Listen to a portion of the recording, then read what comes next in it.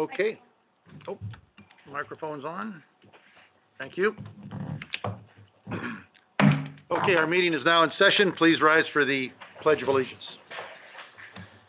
I pledge allegiance to the flag of the United States of America and to the republic for which it stands, one nation, under God, indivisible, with liberty and justice for all. Please remain standing for a moment of silence. We've had 20 police officers and 8 firefighters lost the line of duty since our last meeting. Also, we lost Chief Bob Costello from Buckeye Valley, Arizona Fire Department.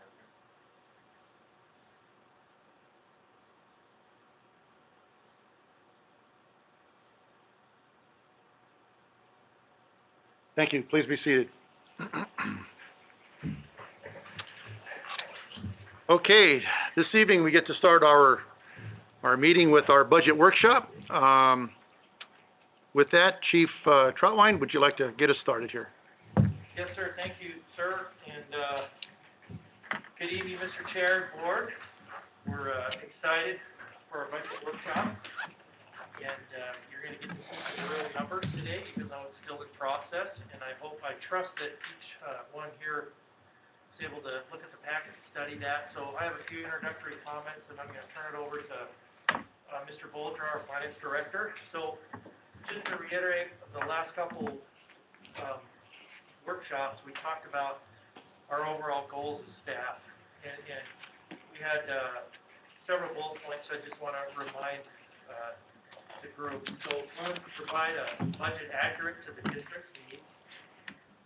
Also, be as effective and efficient as possible from a fiduciary standpoint.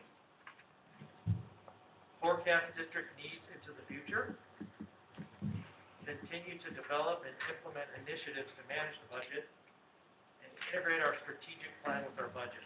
So I know the board has heard that several times, and you're going to hear it again in May from me. But again, as you look through the budget and study it, and ask the questions and give us the input and direction that we need, just keep in mind those overall strategies, and I think you'll see them interwoven between the budget work we've done. So we've already talked about the process and what it was to get here. What I want to emphasize on the process is that this is a draft budget, and the expectation from staff is that the board will ask questions and then give us the necessary direction. So this is going to be a great day for that and night for that, so we're looking forward to your input. We've highlighted in the past some of the initiatives to manage the budget, some of the challenges on increased expenses. I'm not going to do that as an introduction, but you'll see that as we walk through the budget. And then my final comment before I turn it over to Director Bolger is I did want to take a moment to thank the fire board. When we look at how a fire district is structured in Arizona, and we look at the responsibility that each of you has, the fire board, to go through this budget tooth and nail, to ask the right questions of staff, to give that direction input, and then ultimately take that responsibility of approving it, knowing it's a good budget, knowing it's what the community and the district needs to carry out our mission. I want to thank each and every one of you for, 1, being on the fire board, 2, taking that responsibility, 3, taking it serious. This is a very, very serious thing that's going to happen. It happens all across the state. I know some fire boards may not take it as serious. We have a lot of statutes and legislation that the fire board and the fire chief has to follow. A lot of that came from fire boards and fire chiefs that didn't follow the law. So what I appreciate personally is that you do follow the law and you're taking this responsibility seriously. And on behalf of all 98 employees that work under me, as I work for you, thank you. Job well done. As we look at history and where we progress, this board has done an outstanding job on this budget. So I did want to take just a couple minutes to iterate that. If that hasn't been ever told you, it is being told you tonight. I'm going on record. Thank you for your work. Thank you for your diligence. Thank you for the incredible job that you do as a fire board. That support and how you approach this helps everyone all the way down to the line firefighter carry out the mission. So when you see a fire engine go by, when you see staff in the hallway, when you go to the grocery store and see one of our ambulances treating a patient, that's because of the work you're doing right here and now. And that's why I hope you're on the board, and I believe you are, as I know each of you individually, so thank you. There's a couple items that I'm sure there's gonna be questions from the board, and if there aren't, I will prompt and bring those up for more detail, because I wanna provide that. And so without further ado, I do wanna turn it over to Director Oldrup, and he'll go through all the details, and hopefully we can, answer questions and get direction if needed. Thank you. All right, thank you, Chief. Mr. Chair, members of the board, on Friday, you were given the, complete, budget as we stand today, and again, reiterating kind of Chief's, comments, we're still in draft format. We're not asking for any adoption tonight. So your feedback is critical to ensuring that come, next month, we have a budget that, meets the organization's needs and the district's needs and the board's needs, for tentative adoption. Just a little overview of tonight. We're gonna kind of update you where we're at in the budget process and the schedule and the plan from here. Go over revenues and expenses for next year. We're gonna discuss our capital plan, the allocation of our fund balance. As Chief kind of mentioned, some of the statutes and rules that are in effect now. We'll evaluate our budget projections for the next 2 fiscal years based on the current draft. And then finally, look for direction from the board on the draft budget. So with that, right now in the schedule, we are at the April 20th budget workshop with the Fire Board. You'll see we only have 2 more items left on May 18th. We'll have another budget workshop. Assuming there's not a lot of changes after tonight, that'll be a more brief presentation from my standpoint on the numbers that are in the budget. We'll obviously again reiterate the ideas and the various factors that went into the budget development. But then at that evening, we'll ask for tentative adoption of the budget. And then we are required to post for 20 days. Our next board meeting on June 15th actually exceeds that 20-day minimum requirement. So then at that June 15th board meeting, our plan would be to hold a public hearing on budget, and then immediately after that public hearing, ask for final adoption of the budget. So with that, we'll start off with revenue projections for next year. So as we've mentioned in our previous meetings, our assessed value has gone up by 5.44%. Based on our current draft and where we stand from expenses, we're looking at a tax revenue of $16.8 million, which is an increase of $1,082,000. That is based upon not only the growth of assessed value, but also a tax rate adjustment from 2.47 to 2.51. And so right now, that's where we're standing with our draft budget. Our fire district assistance tax right now, we're holding steady at the $404,000, is what we had last year. We are actually due a draft budget to the county or by the second week in May. I may not have the final numbers from them on what our FDAT's going to be prior to final adoption, but typically we don't see a lot of movement in that number, a few $1,000s, nothing really to affect the budget too much on the positive or negative side. Looking at our non-levy revenues, our next highest revenue being ambulance revenue of $2.1 million. And then we're holding that steady based on current year budget. We are, as the board's aware, moving towards outsourcing that service. We do believe there is going to be some greater efficiencies achieved by that. But really to quantify that, both Chief and I and staff in discussions feel we're better off taking a conservative approach on our revenue standpoint and holding steady, having some history with the new billing company, being able to analyze that performance before we adjust the budget and rely on revenue that we may not see.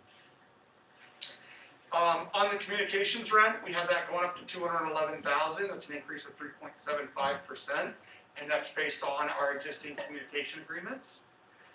Wildland revenue, as you know, we've seen a really, from, again, good versus bad, depends on, I guess, your perspective, but we have seen a very busy wildland season, already this year. But we are gonna hold steady at the 500,000, as our budgeted wildland revenue number. And again, I wanna point out, to the board, that none of our budget, our operating budget, is balanced on that wildland revenue. So, we have wildland deployment-related expenses throughout the budget, both for personnel and deployment costs, that account for that 500,000, plus an additional 125,000 going to the bottom line, which is really what we estimate to be our profit or our surplus that we'll earn on that budgeted wildland revenue. So again, if for some reason we don't see any deployments next year, our budget will not be affected. And I know that's probably not a reasonable assumption, but again, we still want to make sure that we're not trying to balance the operations of the district on out-of-town and out-of-district wildland. Interest income, we are increasing that to 75,000. When we get later on, you'll see, although we've seen a decrease in earnings on interest due to the current Fed set interest rate, our overall balances and cash on hand has grown, and as we make sure we have enough money set aside for capital and leave liability, operations, and strategic reserves, we are gonna earn a little bit more, and so we did increase that slightly to account for that. And then finally, on our revenue, we've got 120,000 in miscellaneous revenue. That's our community risk reduction revenue, training, donations, some miscellaneous revenue we get, from insurance, if we have an insurance claim, or public records requests and things like that. And so with that, we're looking at total income on next year's budget of $19.8 million. So with that, before I kind of dive into the expenditure side, are there any questions that the board has on the revenue piece? Oh, raise my hand. So in regards to 2.1 million of ambulance revenue, are we gonna see do you think we're gonna see a change in that to the positive with this new, company that we're gonna hire? 'Cause we're doing really well with that, so I just wanted to make sure either we're gonna stay even or maybe go up.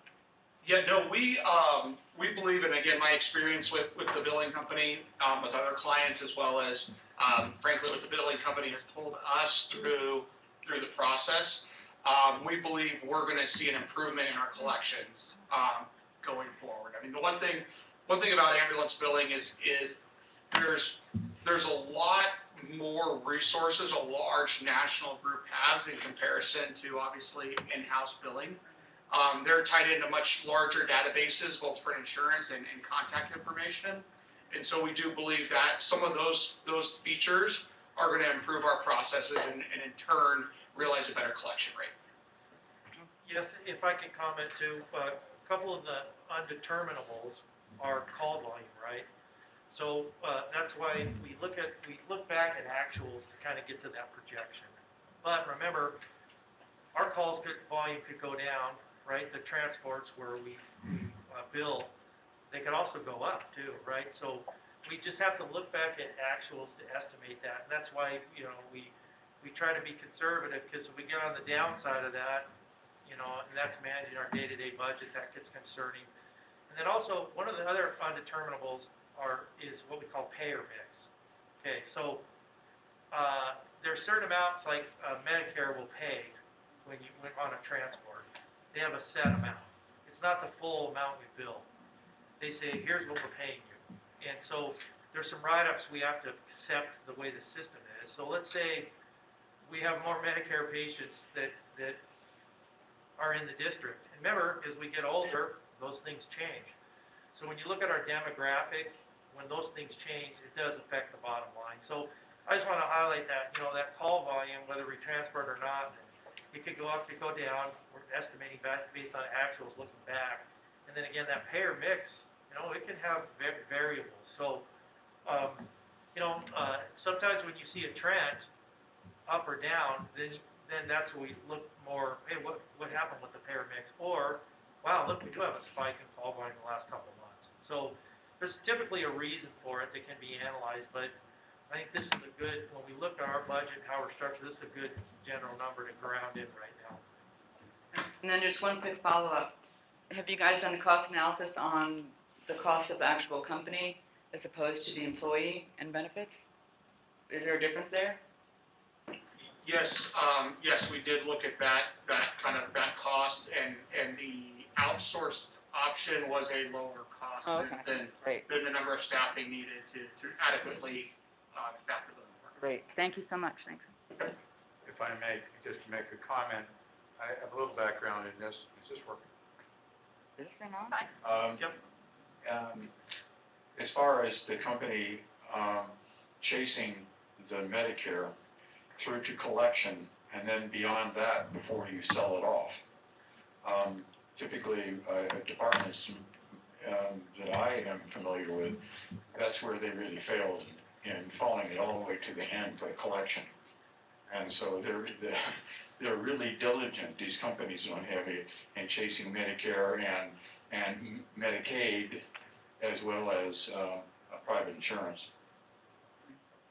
Yeah, and that's a valid point, and also, remember, the company, if they bill more, because it's a percentage of the billing that's their collection, they get more.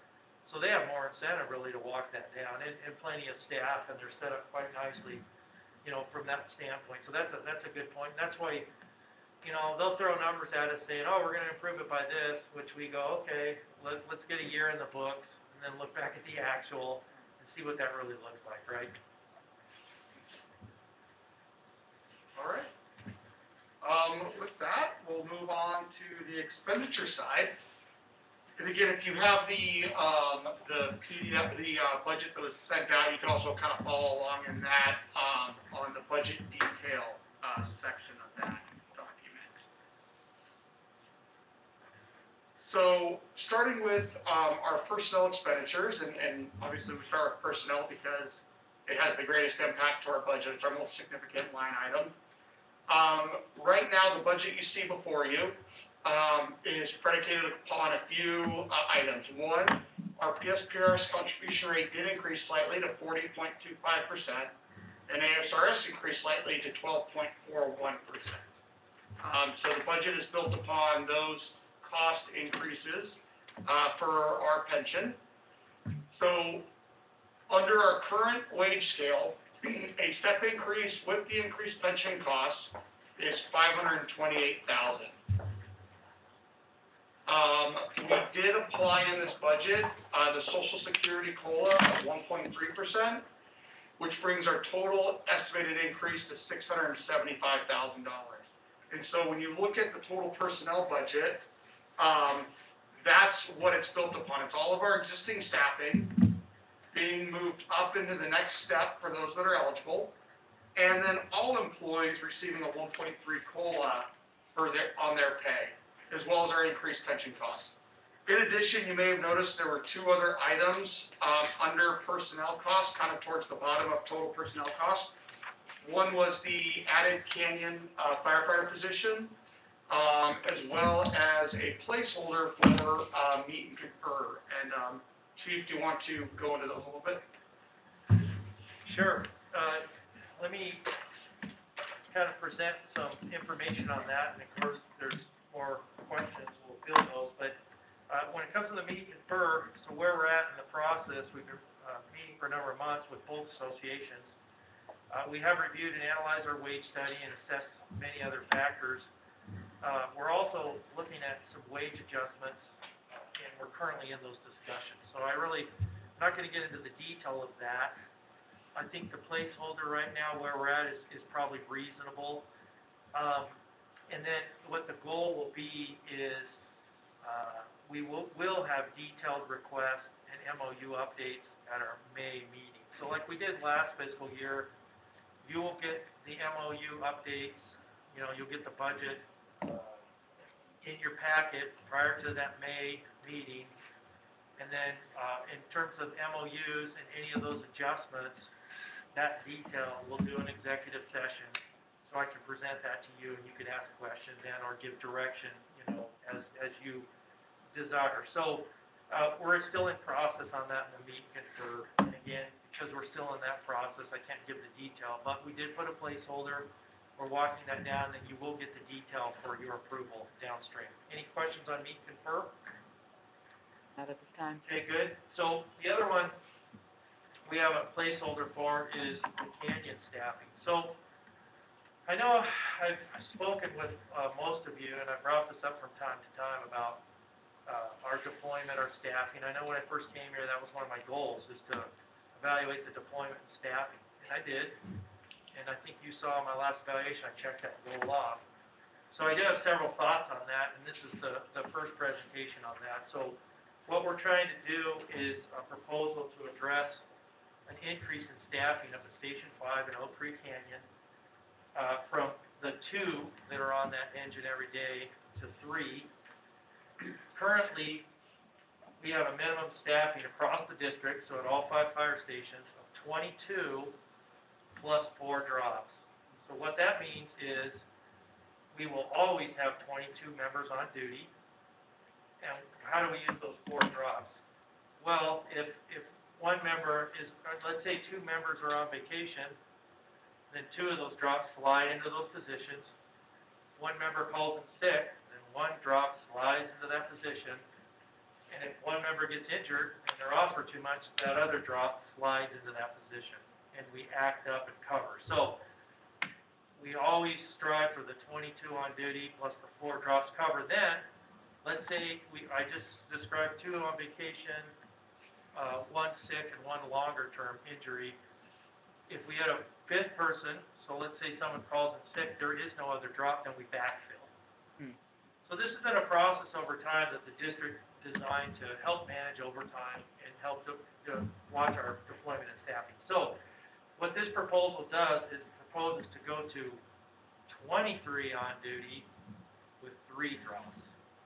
So again, there are currently 22 on duty as our minimum with 4 drops.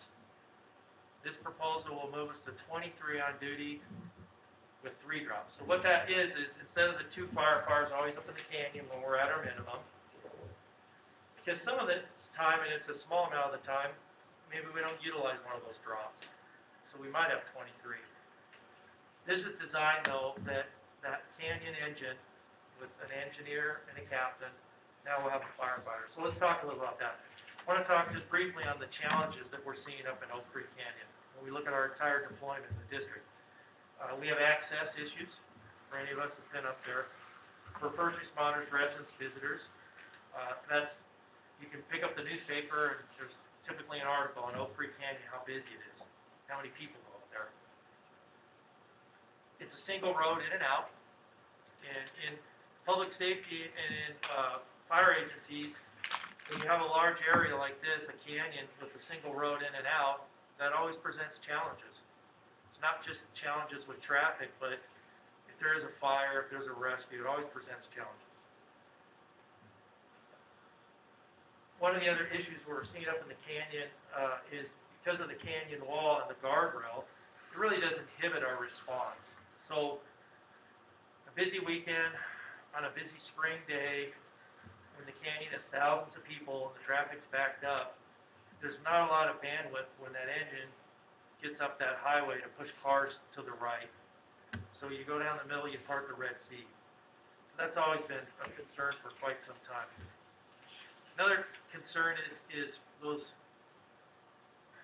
busy days, which are pretty consistent nowadays, that scenario where you have vehicles up and down the highway, and you have that guardrail, and you have the canyon wall that narrows that highway. Pedestrians, if you've ever driven up there with the really nice guardrails, they're stepping over the guardrail and actually walking down the highway. So if the parking lots are full in day use or wherever they're at, they'll park up the highway and then walk. That's very scary, actually, when it gets super busy. So, there's also just numerous areas up there in the canyon where vehicles are parked all along the highway, which again further inhibits the traffic flow. And some may be parked legally, a lot are parked illegally, right? So there's some enforcement issues, obviously. Another thing going on up in Oak Creek Canyon is the Slide Rock State Park, which accounts for a significant majority of our EMS and rescue calls.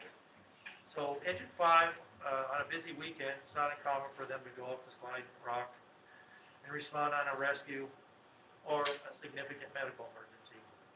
So one thing we can't forget when we look at the canyon too, is just the significant wildland and fire risk that we have in the canyon. The water supply up there is always gonna be a challenge. It's not like a flat level in a city like right now here in West Sedona where we have a good water supply and hydrants. That's why the district has 3 water tenders. That's why there is a water tender assigned up at Station 5. Now, it's not staffed, of course, right? The engine has the 2 firefighters, and the water tender's ready to go when another resource can come get it. So water supply is a challenge. And then, when we think about, response, in engine 551 responding on EMS, on rescue, and on, MVA, a motor vehicle accident, they're always gonna be backed up by that closest ambulance resource, which if everybody's in their stations, it'd be ambulance 541. It's not uncommon for it to take anywhere from 8 to 20 minutes for that ambulance to get on scene behind the engine. Now, 8 would probably be when it's evening and there's no one in the canyon. 20 is more realistic when the canyon's full, and I am sure even a more extended time. And the same thing, getting a second engine up there. So, what's that staffing increase do to have 3 up there? Well, the way I'm gonna describe it to you is it improves our tactical effectiveness and efficiency. I'm gonna give you a couple examples. So, in many of our responses in the canyon, it eliminates the need for an additional engine. So, the scenario, engine 551, ambulance 541 respond to a rescue at Slide Rock Park.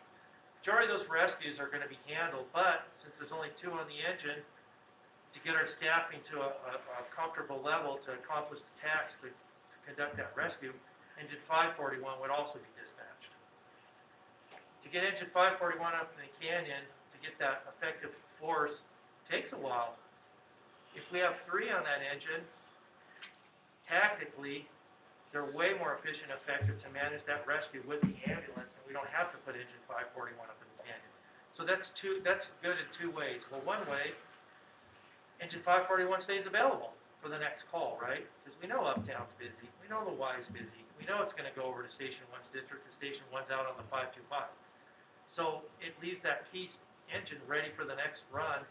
2, we've noted when we get engine 541 up there to support them, and we get the rescue done, and we say you're available.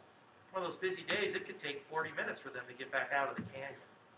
So how do you get back to that response area? Well, it's one way in and out. So, again, that tactical effectiveness efficiency.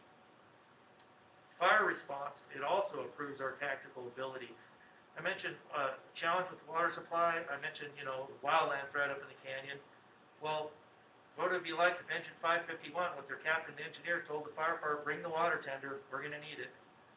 So we had, instead of an ambulance grabbing that water tender or engine 541, and the water tender went with them, that could save a lot of valuable time to have more water to apply to an incident. And again, with fire response, initial action's goal is to put the fire out when it's small.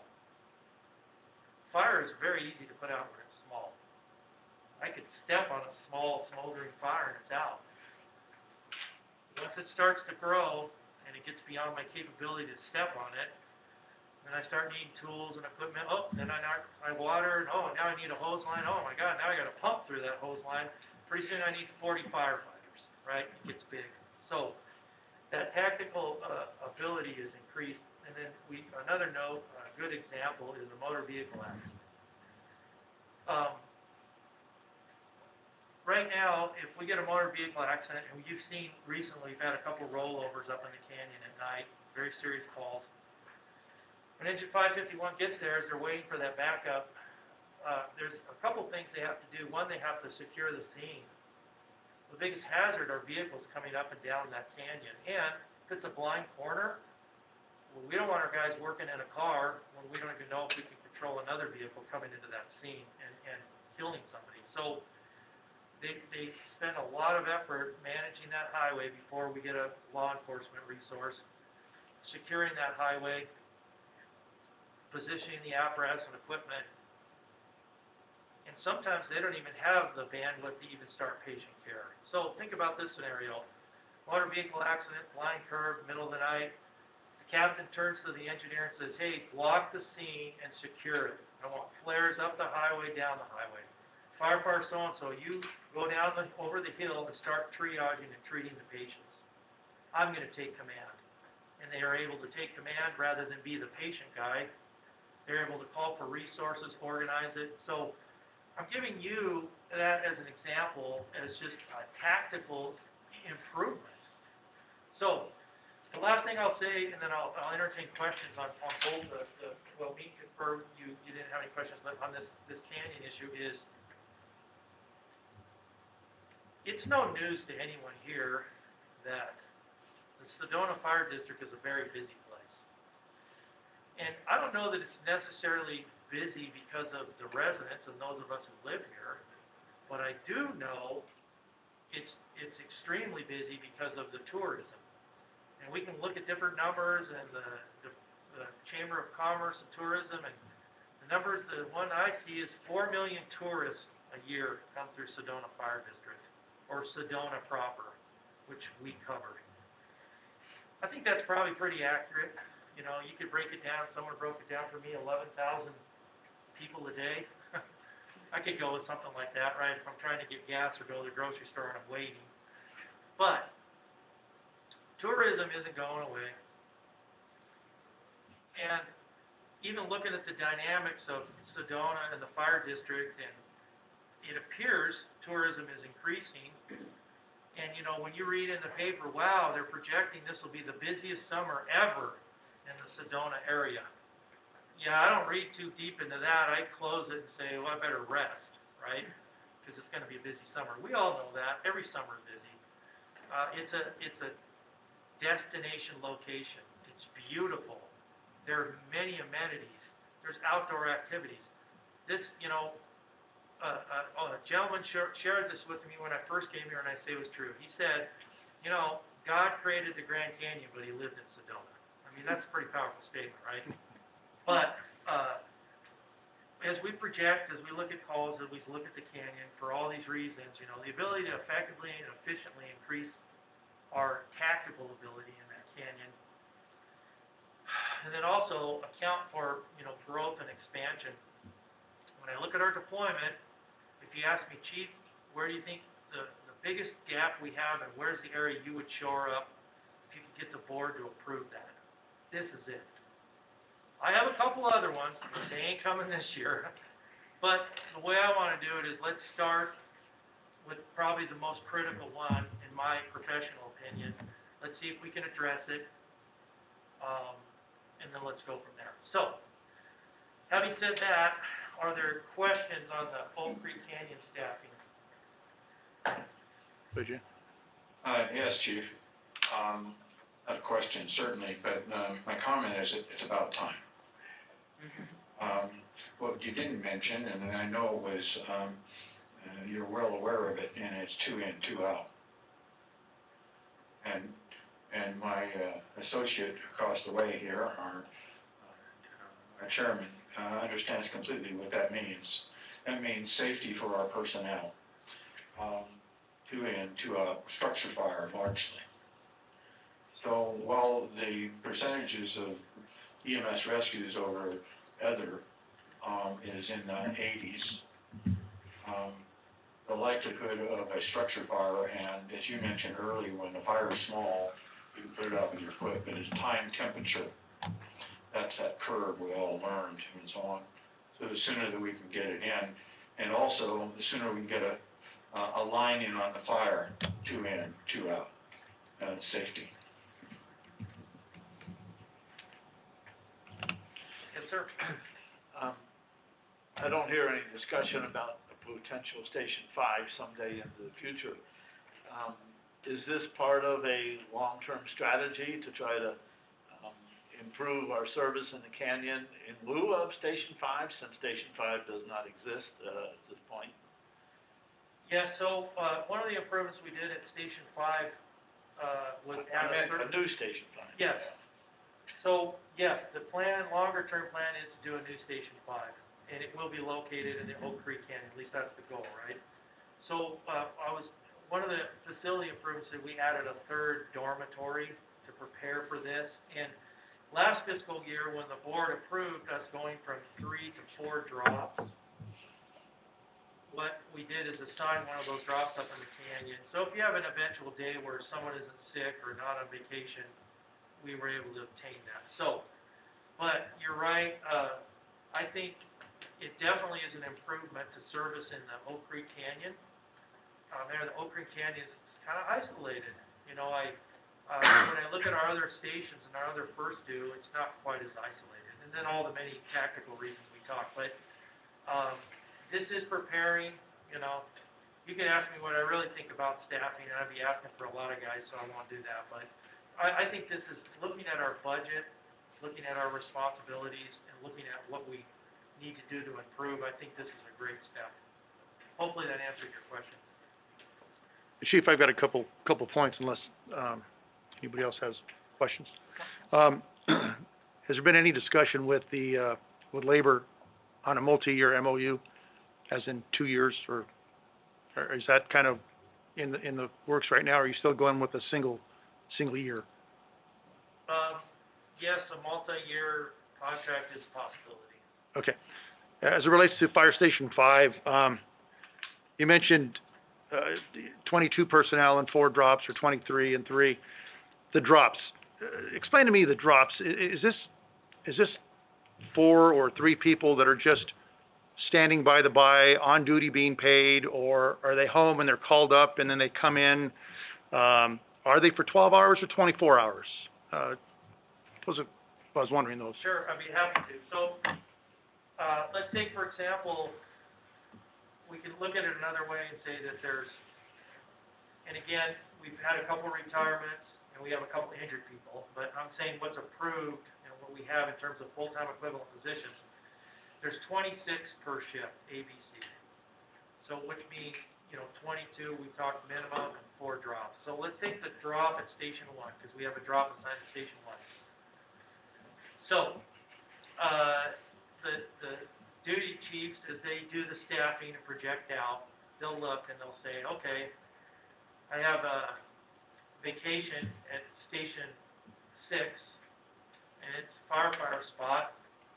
We're gonna take the drop from Station 1 on that day, so let's say it's 2 weeks from now, and on the roster, it'll show that they're gonna deploy down there. So what did that do? Well, it filled the station to make sure we had our staffing at 4, and also, moving that drop, it made it so we don't have to backfill and pay additional overtime costs, okay? So then the same thing would go forward for Station 3 and 4, each have a drop, and then the Canyon Station 5. So what the duty chiefs have to do is look forward and say, all right, right now with 4 drops, if you have 4 people that are not on roster, they will be filled with a drop. Like right now, another scenario would be, say Station 4 has a retirement. Well, the drop at Station 4 is gonna fill that position. Okay, so let's talk about the rank part of that. Let's say the retirement at Station 4 is the engineer position. So that duty chief will look at their battalion, they'll look at who's on the certified engineer list and billeted, meaning they get paid a little extra to act as engineer, and they'll take that person who's doing up, and they'll move them into that engineer position and act as engineer. And if that's a firefighter, then one of the drops would cover. So it's a little bit of, there's a little bit of a flexibility component to that, and it's something that the duty chiefs do some distance out. They don't typically have to do that right in the morning unless someone calls in sick, so they know their roster and they make the move. So the same thing if we have a captain off, and there's an order of how to fill that. It's typically with a billeted captain, meaning someone is qualified to act as captain, they've gone through their training and task book. And that could be one of the drop firefighters, it could be an engineer at Station 3 that the duty chief would go, okay, you're gonna act as captain at Station 1, and then I'm gonna have a drop cover behind you. So, does that help with a couple of those little examples? Yeah, I think what we're looking at is that we are budgeted for 26 people every day.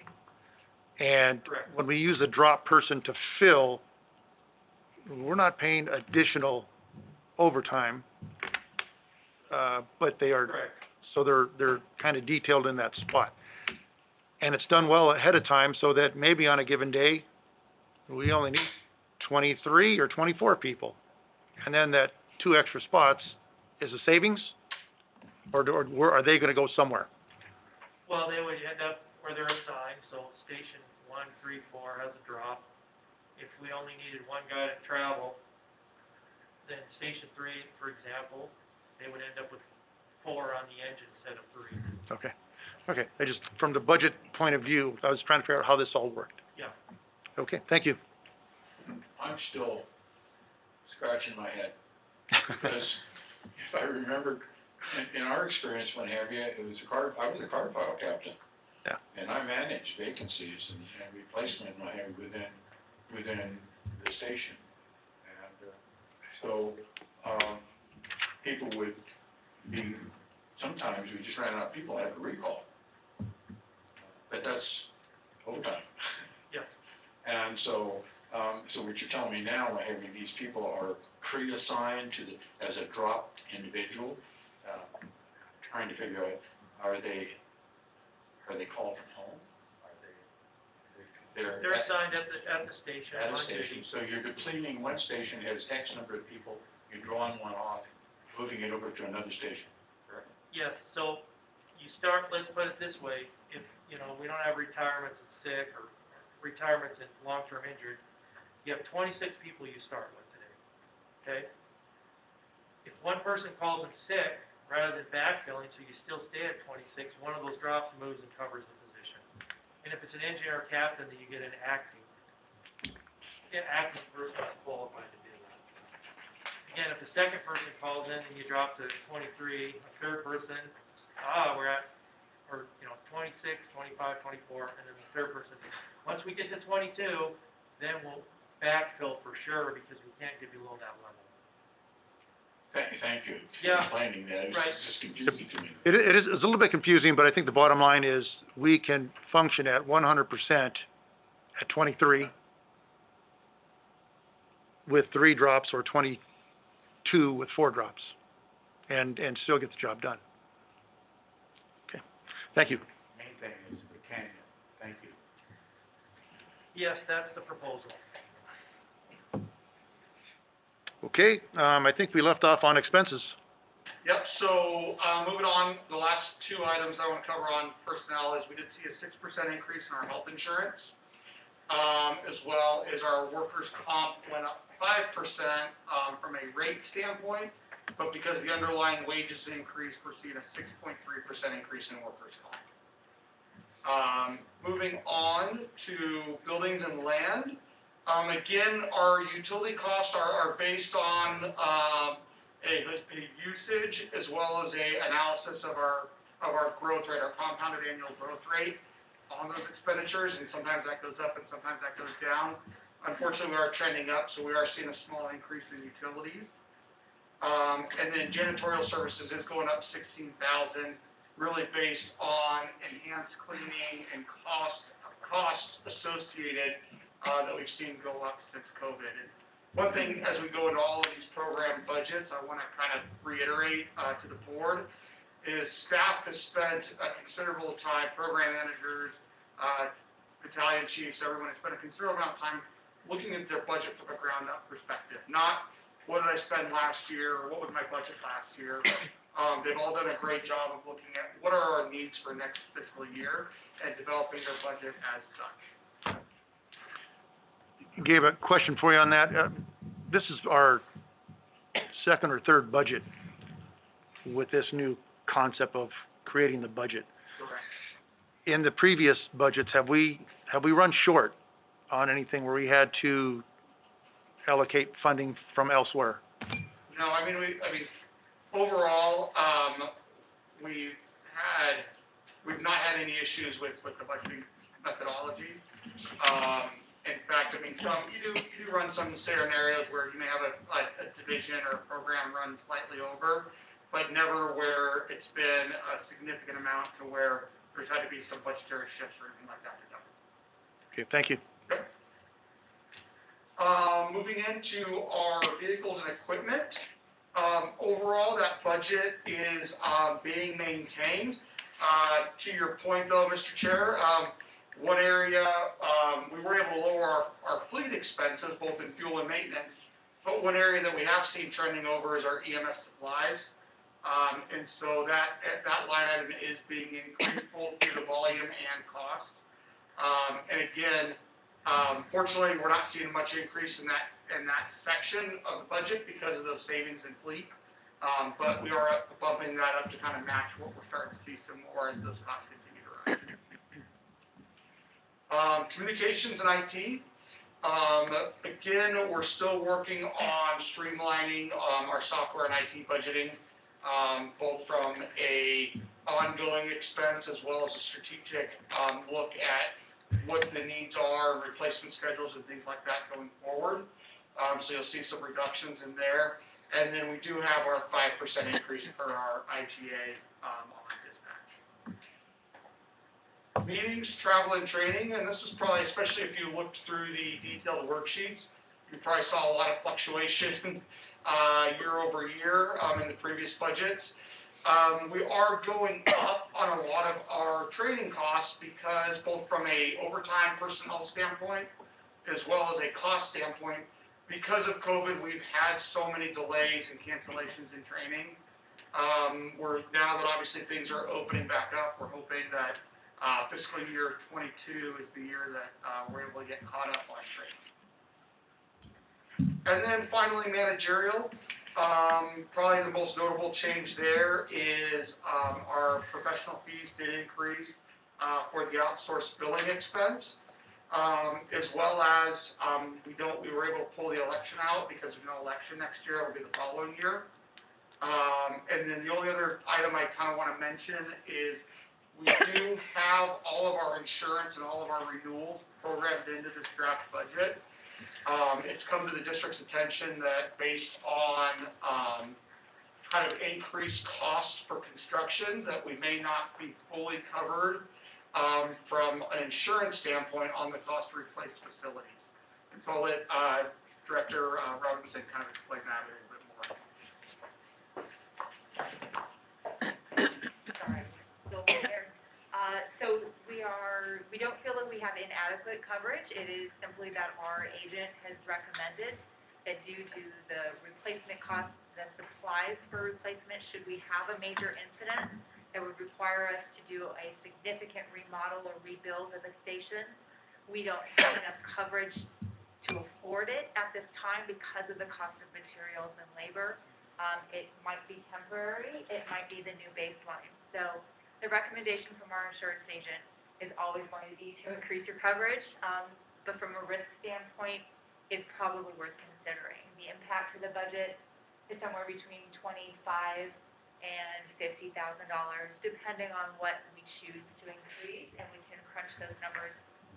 Very new information, so we're just gonna address it here to get a point of discussion of what our interest is in increasing that, reducing our risk, and increasing our liability coverage there. Thank you. So with that, Quick question on that. yes, And why is that coming about now? Is that because construction costs are all of a sudden booming, going upward? Yeah, it's our normal renewal process, so annually, all the companies are reevaluating. Like, Yeah. one of my homeowners insurance, I got a letter saying, hey, by the way, that, you know, and maybe some of you experienced that too. So I think it's part of their annual process, but it's now coming to head with the COVID. Okay. As a matter of fact, people are pre-purchasing their lumber, their Today for tomorrow. windows, everything else, pre-purchasing them and staging them because the price had just spiked. That's interesting. Thank you. thank you. So before I move on to capital, does the board have any questions regarding any specifics within the program budgets? At this point, Can I do a follow-up too on the insurance thing? Part of it is in whatever legal form, it would be nice to get the comfort level of the board with, you know, do we kind of increase some and kind of watch it and monitor? Do we just go full coverage? You know, every insurance agent's gonna say that. Remember, this is something where the station basically needs replacement. Not like the pipe broke and it flooded. We're talking about, it floods and they say, hey, you need to do a rebuild on the station. So, you know, if that's not appropriate in this environment, then, you know, as we do one-on-ones, I'd like that input. Well, I have a comment about it because I have experience. The fellows are cooking in the kitchen, and they go out on a somewhat lengthy call, and come back with smoldering ruin. This has happened, as a matter of fact, a couple of times. Did it happen to LA? I'm sure it did. And so the possibility always exists. So if you're not prepared to replace it, you may be living in a trailer for a while. All right. Thank you, Chief. Anything else on the expenditure side? All right. Capital, so, I don't have all the detailed pages, or the detail, up here on the PowerPoint, but I did note that they're on pages 11 through 15 of the detailed budget, are the capital line items. Right now, what you're looking at is our capital requests, not only based on the original capital improvement, but also, individual requests for changes, that we received as part of the budget process. We're still going through and vetting that. I think kind of some of the biggest takeaways here for the board is you can see that, our capital fund, with our proposed funding amounts, does remain and maintain an adequate balance, through the 10 years to ensure, that all of the needs and proposed capital needs of the district can be achieved through cash funding, with the exception of obviously our major station items, station construction, I should say, and those are covered through that debt service line item that we have up there at the time. Gabe, is there a reason why for, your projections for 2023, Fire Station 5 has no value in there?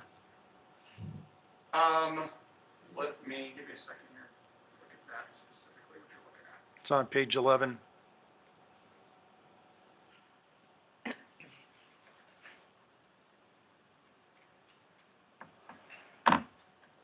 Which one again? Fire Station 5 for 2023 on your projections, Yeah, so, when that was, so the costs in 21 and 22 were all planned and designed, and then, 23, no cost, and then 24 would be the beginning of, the debt service on that.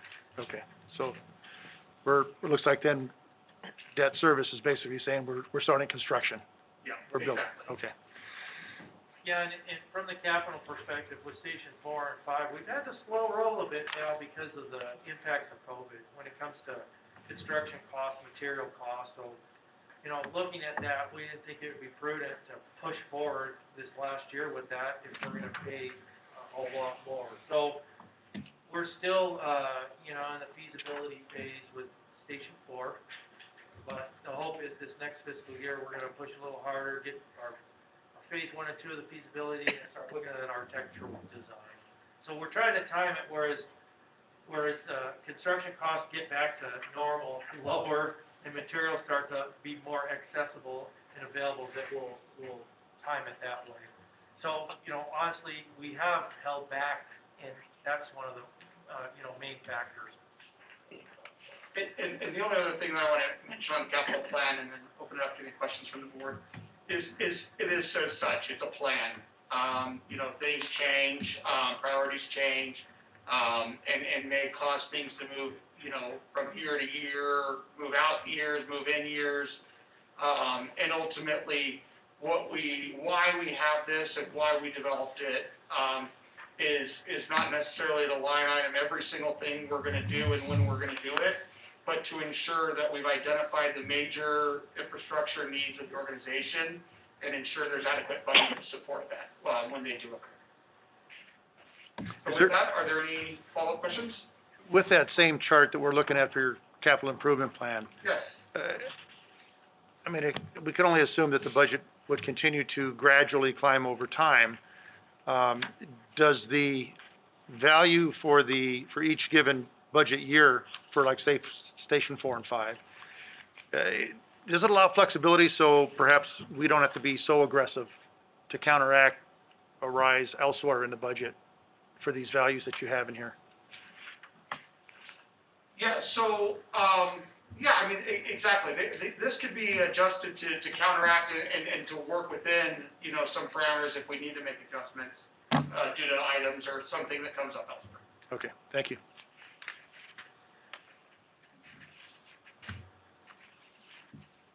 All right. So, finally, before I get into the total budget numbers, I enjoy this little look back on history.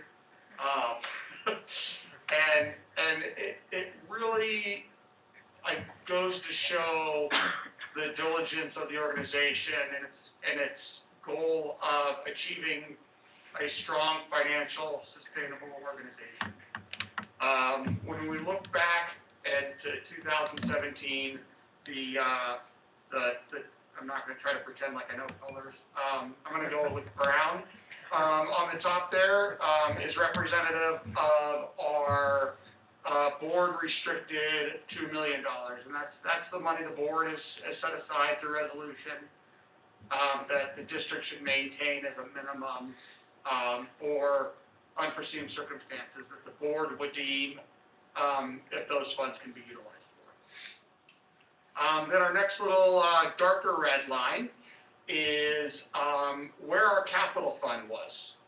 And we're at $361,000. And then the brighter red line, was our unrestricted fund balance of $3.4 million. And you'll see that that line that intersects across the entire chart is representative of where we should be from a fund balance standpoint, if we look at what GFOA's recommendations are, or based on our economic volatility, based on our tax base, based on our capital needs, based on our PSPRS, our pension needs, and we were under that mark. And then when we fast forward to 2018, you'll see our capital grew some, and that meant that was related to capital spending in the following years, you can see. But we were far below where we should be based on that GFOA recommended fund balance. And our unrestricted cash was relatively low at $1.8 million. Then in 2019, we started to now bring our unrestricted back closer to that GFOA recommended fund balance. Our capital was still a little low, but at that point, we had the plan developed and we knew how to get to where we needed to get to. And then you'll see an added little dark brown line there, which is our end leave liability fund that we started setting aside money towards our end leave. And that was $250,000 at that point. Then when we hit 2020, you can see we've actually now exceeded what our minimum GFOA recommended fund balance is. Our capital has grown, our end leave has grown, and obviously we're still maintaining our $2 million restricted. And then finally, when we look at 2021, and again, that's a projected number, we're looking at being in an even stronger position on our unrestricted. Our capital funding has grown, as well as our end leave liability of the $150,000 we have budgeted a year to go towards that. And now, while all of this looks good, and it is very good, it's very strong, and it shows the financial strength of the district, we still have liabilities out there that you know, and that's why we need this. We still have, at the end of last year, June 30th, we still had just under $1.5 million in end leave liability. Now, obviously, that's not something that's obviously due at any one moment, but if we do have a large number of retirements, that could be a need for a significant amount of cash to be able to expend and retire that end leave liability. And then obviously the largest that everyone is aware of, which is our pension fund liability of $24 million. And so, while we're still trending in the right direction and this is still growing, we're not at a point where we just say, okay, we're good, we don't need to grow anymore, because there's still some significant liabilities that we need to generate funding for and address. So, again, I think it's important for the board to see this, to see where we're at when they look at the budget, understand that we are in a good position, we're in a strong financial position, but we also at the same time can't back off. Right. Because there's still more out there that we need to address.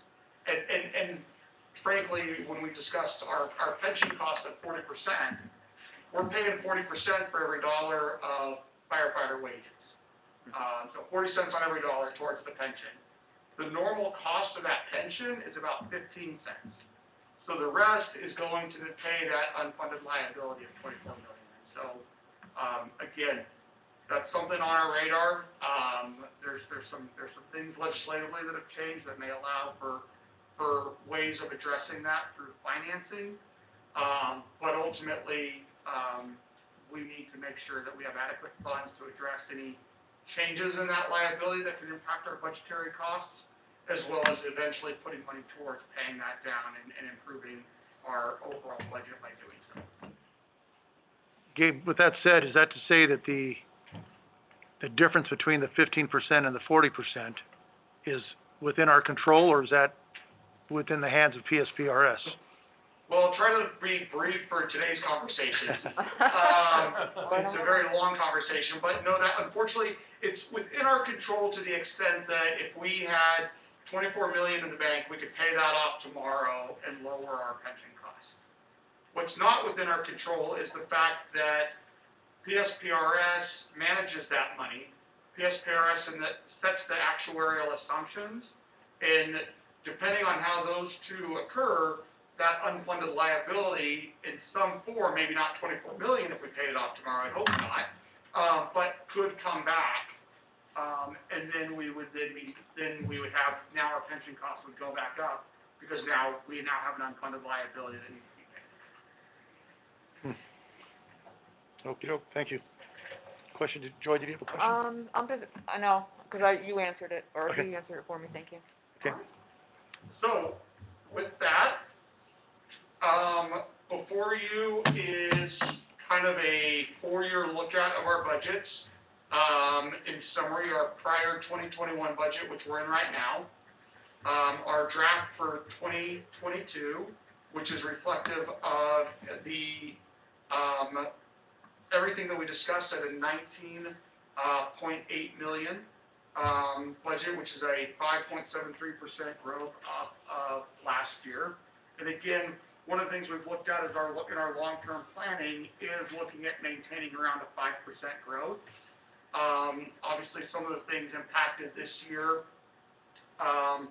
were those increases in our personnel costs, and also some changes in staffing to meet some organizational and operational needs. We do see a little higher increase for fiscal year 23 in our projections, and that has mainly to do with increased funding to our capital plan, our capital fund. When developed, we looked at needing a minimum of about 1.5 million of annual funding to maintain that capital plan, and instead of trying to bring it right to 1.5 million immediately, we developed it over a graduated increase over the next couple of years. And back to Chairman Soto's point, there's some flexibility within that to be able to kind of modify things, and if we need more on the operational budget, we can make some changes and still meet the objectives of the operational and the capital side. And then finally, we look at projected 24, we're looking at that 5%. We're back down to now that 5% increase, based on those projections. One other thing I just want to point out is right now, based on what's been discussed and what's been presented, is this budget's looking at a total increase of $1,076,000. And really, to bring the board back to what we had discussed last year at this time, based on our projections, we're looking at a $922,000 increase. And really, one of the things driving the larger variance is that discussion and that surrounding of some of the staffing that you mentioned. And so it would be more of a strategic standpoint from the board and direction from the board to make that change. But ultimately, what I want to point out is every other parameter within here is kind of followed along with our projections and is supported and sustainable. And we showed, and if you look in the PDF that was given to you, we actually have the full 10 years projected out. Everything discussed and contemplated tonight, projected out for 10 years, is sustainable for the organization on that growth trajectory. So with that, my last piece here is the full, there it is, the full draft budget as presented, tonight at $19.8 million, the estimated tax rate of $2.51. And at this point, we're really looking for not only board discussion, but board direction. I've got a few points, but, Gene, Al? Well, the 5%, the increase seems to follow just the general cost of, or the value of real estate increasing, and so it's almost a push from the consumer's point of view. So I think this is defendable and reasonable. Okay. Janet?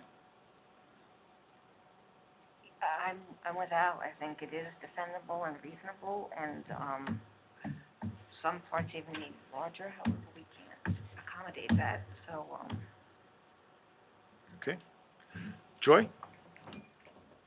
I definitely agree, and just to put an extra piece of information in regards to real estate, the prices have gone up exponentially. So people are selling their homes within one day, $20,000 to $25,000 over asking price, and that's not going to stop anytime soon. So I'm projecting that we're going to have a really good income in the next year, minimum, maybe two. So I think everything's going to go along swimmingly in that aspect, just as a thought information. Okay, super. Thank you. What I'd like to add is that this budget, as it's presented today, we're talking $2.47 to $2.51. That's 4 cents. Yet it raised our budget basically from last year $1 million, give or take a little bit. What's helped us out, as Joy mentioned, is the overall assessed value of all of our properties. And that's all well and good if you sell, but if you're living here, it's a lot of money for this budget. When you look at this budget, the taxable, or the tax that we receive from the property from the county is at $16.8 million, which is far below the 19.8. But we have to take into consideration those non-tax revenues that we receive, that we utilize, that jumps it up to the 19.8. And that's a tough pill to swallow. But I think it's important that the people of Sedona understand that we're doing everything we can to keep that budget down by ensuring that we have a non-tax revenue coming in to keep those numbers down. But at that, we're looking at this year's at about $16.8 million. So when you take all these things in consideration, in order to maintain the ability to do and provide the service that we have to do what is presented in this budget to maintain. And there aren't any that I saw extras and fun things to have. I mean, last budget we were fortunate in that due to the COVID, if there's a silver lining to that we saved some money and we're able to reallocate it to other things. I don't think we're going to have that or nearly as much this year. So, it's a solid proposal to this point. Based on what I'm hearing, I think direction for the chief and staff is to continue to fine-tune this, always in the downward direction if possible. But, in the next month when we look at the actual tentative budget, obviously we can't go any higher, but we can go lower. So keep working hard. We appreciate all the hard work that you guys are putting on this. It is obvious when we start looking at the numbers and the explanations to those numbers. It does raise an eyebrow, but I'll tell you, it is not cheap. We provide an outstanding service, and I truly believe we are second to nobody, and I look forward to continue. So, thank you for all the work. You have your direction, and unless there's any other comment, Thank you, sir. Thank you. okay, we will call the workshop complete, adjourned. Let's recess for 5 minutes, and we'll get into our regular business.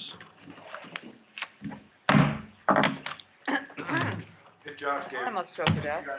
That, I almost choked to death. yeah, it's like, are you okay? Well, I haven't eaten at all today, and so, Ready? Everybody all set? Okay, the general meeting is back in session.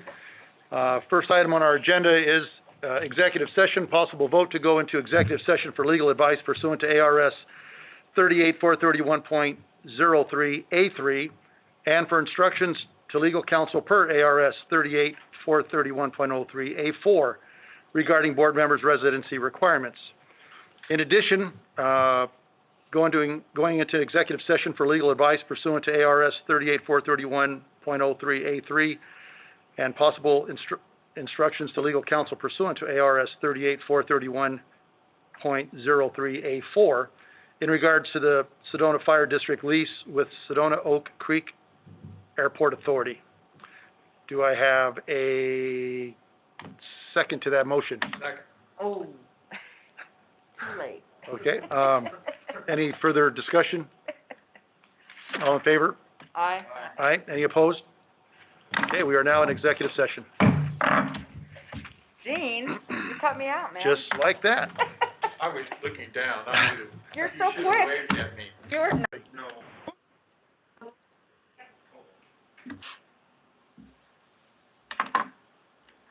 Okay, Sedona Fire District's Governing Board monthly meeting is now reconvened into public session. As a result of executive session, item number 1, with board member residency requirements, no action is required at this time. Item number 2, in executive session, pursuant to the regards in the Sedona Fire District lease with the Sedona Oak Creek Airport Authority, I move to direct legal counsel to proceed as instructed in executive session. Do I have a second? Second. Any further discussion? Okay, all in favor? I. Aye. Any opposed? Motion passes. Okay. Regular business meeting, items. We have any public comments for today from the public? No, we do not. We do not, okay. Next item on the agenda is discussion possible action, recognition of Cottonwood Public Safety Communications Center for National Public Safety Telecommunicators Week, which is April the 12th through the 18th. Chief, did you want to comment on any of that before I read, or? Just that, as it stated there last week was National Telecommunicators Week, and we were able to provide a meal for them and some special things, and, you know, the only reason really that we get to that response when someone calls 911 is our dispatch center. So we have some great people over there managing that and dispatching that, so we're really always excited this time of year when this week comes by and we can acknowledge that. So we appreciate the fire board acknowledging that also. Thank you. Well, with that being said, it is my pleasure to present the dispatch, the Cottonwood Public Safety Communications Center, with this proclamation, and that I'd like to read to everyone. This is a proclamation from the Sedona Fire District titled the National Public Safety Telecommunicators Week, April 11th through the 17th on 2021, a week of recognition and gratitude. Whereas emergencies can occur at any time that require fire or emergency medical services, and whereas when an emergency occurs, the prompt response of firefighters and paramedics is critical to the protection of life and the preservation of property. And whereas the safety of our firefighters and paramedics is dependent upon the quality and accuracy of information obtained from citizens who telephone the Cottonwood Public Safety Communications Center, CPSCC, and whereas public safety telecommunicators are the first and most critical contact our citizens have with emergency services, and whereas public safety telecommunicators are the single vital link for our firefighters by monitoring their activities by radio, providing them information and ensuring their safety. And whereas public safety telecommunicators of the CPSCC have contributed substantially to the suppression of fire and treatment of patients. And whereas each dispatcher has exhibited compassion, understanding, and professionalism during the performance of their job in the past year. Therefore, be it resolved that the Sedona Fire District's Governing Board declares the week of April the 11th through the 17th, 2021, to be National Telecommunicators Week in Sedona, by officially recognizing and appreciating these public safety telecommunication professionals. In witness hereof, we hereunto set our hand this 20th day of April in the year of 2021. And to the people at the Communication Center, thank you very much. Each board member will sign this document, and we will have it delivered to them shortly. Thank you.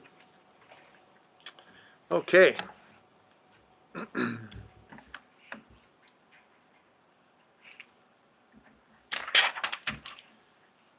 Okay, next on the agenda is our consent agenda, which is, includes the March 16th, 2021 regular meeting minutes. And a motion made to approve the consent agenda. Do I have a second? Second. Okay, any further discussion? All in favor? Aye. Aye. Any opposed? Okay, the consent agenda has been approved.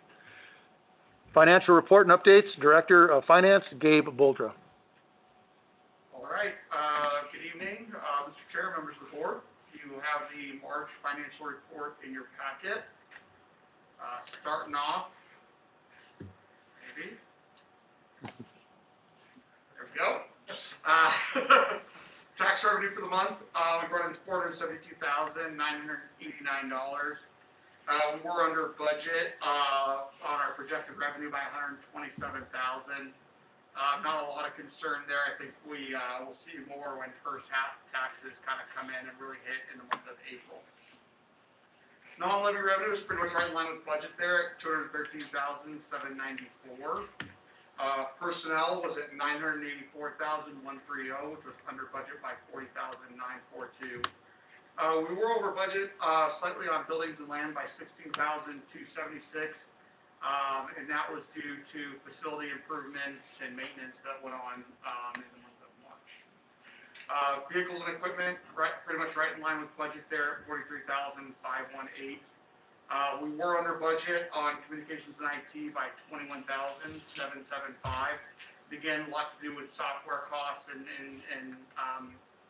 telecommunication and computer costs that I kind of mentioned in the budget process that we're working on refining. As well as a lot of our softwares are timing. We pay, we don't necessarily pay a monthly fee on a lot of our software, we pay an annual fee, so that'll draw some variances on a month-to-month standpoint. And managerial is at $38,305, which is under budget by $20,793.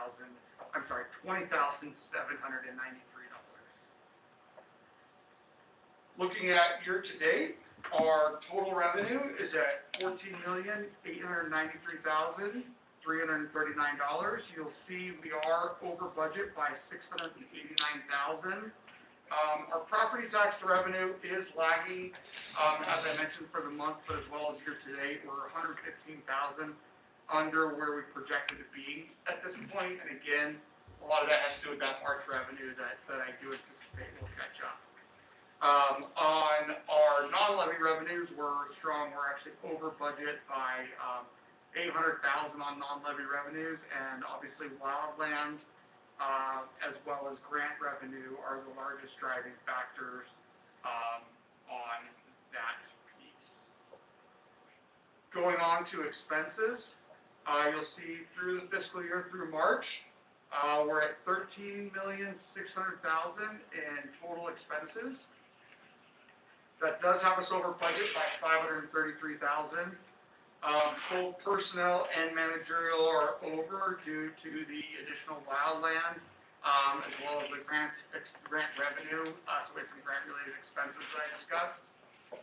Buildings and land is coming right in at budget there at $302,000. and both vehicles and equipment and communications and IT are under budget, through the month of March. Percentage of budget expended year to date,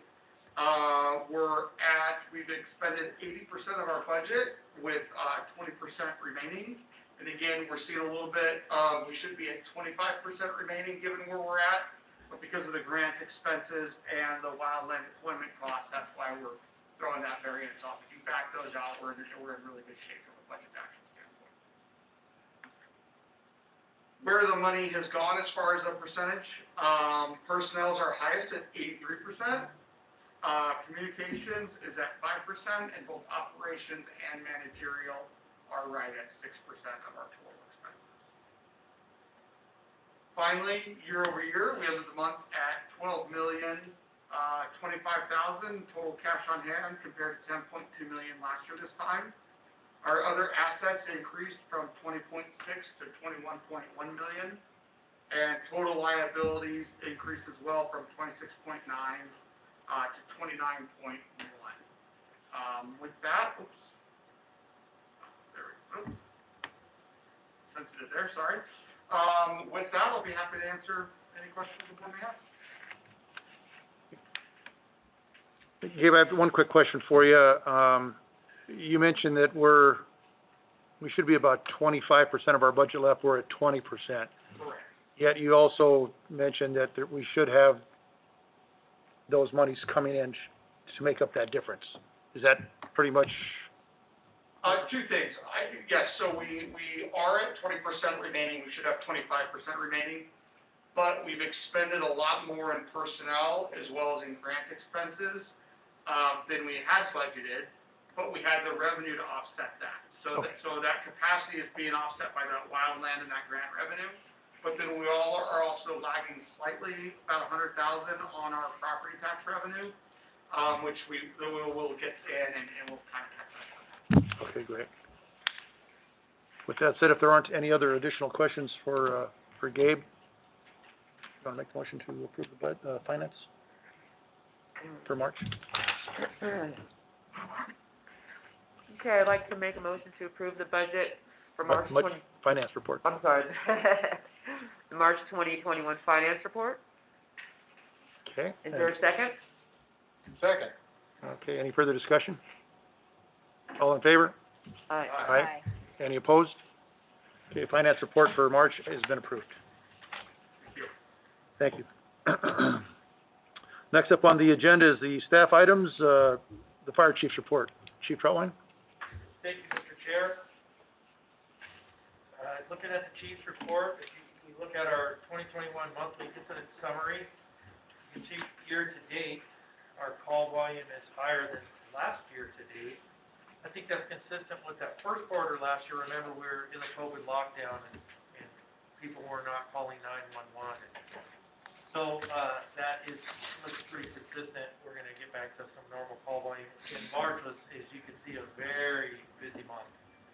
The other typical slides we review, we're still in that changeover with ESO.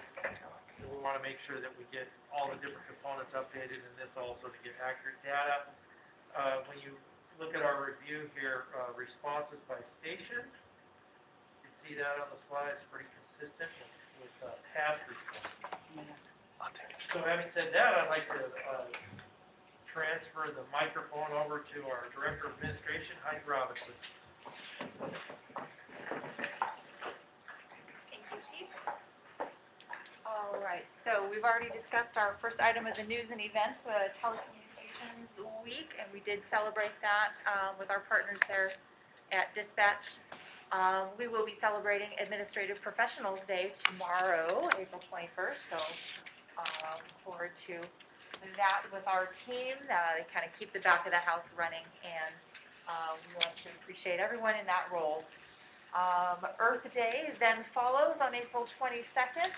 In Sedona here, we do celebrate Earth Month, if you're not aware, and the Chamber of Commerce does have a website dedicated to that, to all the events that they have been doing throughout the month, and ways that you can give back to celebrate the Earth there. A lot of dark sky kind of acknowledgement events, trying to get that voluntourism going and celebrate the Earth here.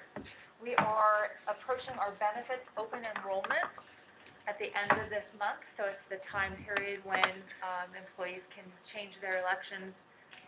We're going through those transitions and get everything up to date and make sure that it's clean, so we have 3 days that we do that for each shift. We're doing them by Zoom meeting. Our partners at Kairos, our health plan administrators, we take the time, 2-hour meetings, answer all the questions, and make sure that personnel are ready to go when it's time to open up and log into the portal and make their changes. So they've been great partners with us on that, answering all of our questions.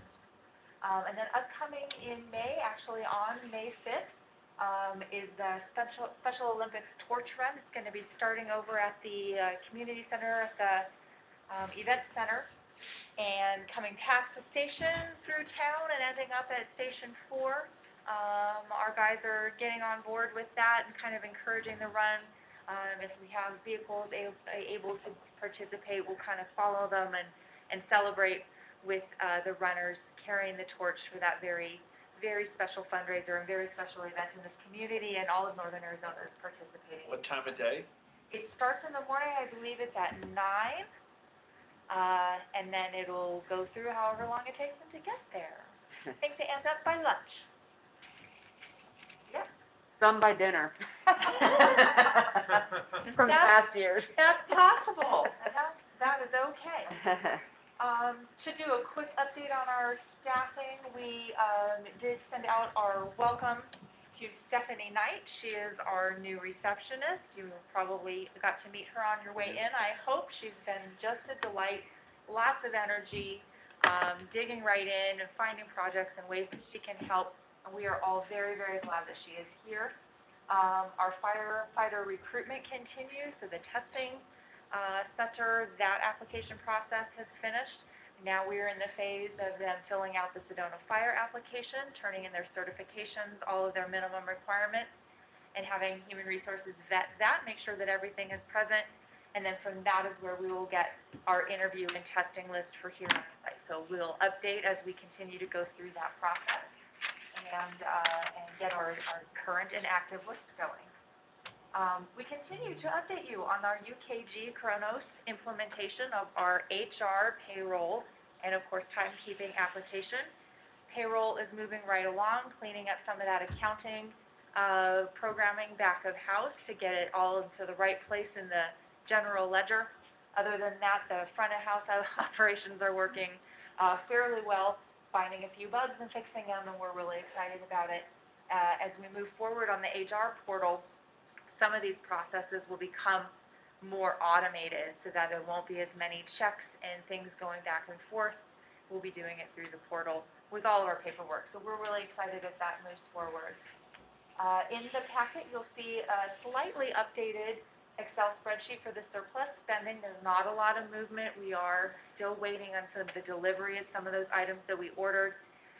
Still going through the process to get an RFP written for our IT piece of that, the assessment for that the full infrastructure assessment.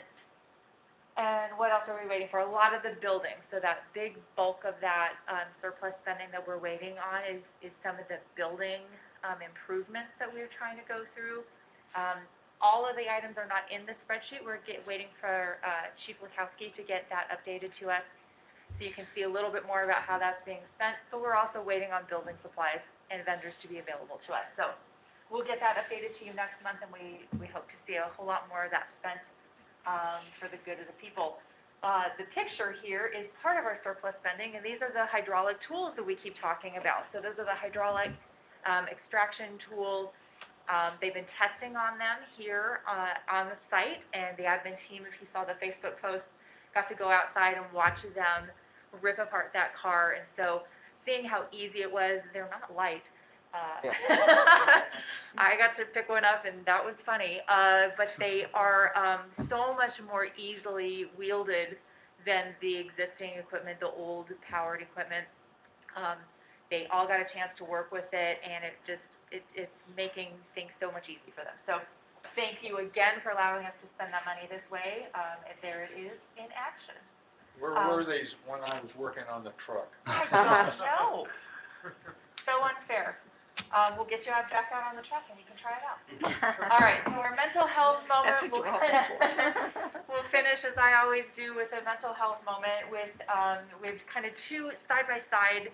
Here, there's always multiple months that they do awareness of, and this one, these two seem to actually go together, in some ways, and just kind of erasing the stigma, that it's Alcohol Awareness Month, and it's also Sexual Assault Awareness Month, and those things can go hand in hand, that, when we have problems with alcohol abuse, and it can turn out to be situations where, not thinking clearly, not taking care of our own responsibility for our actions, and it can create a situation that's unpleasant for, half of the community. So, just kind of making sure that it's okay to talk about both of these issues. If you've been a victim of sexual assault, it's okay to admit that, to talk about it, to get help, and to make people aware that it's not acceptable ever. Violence against women is never acceptable.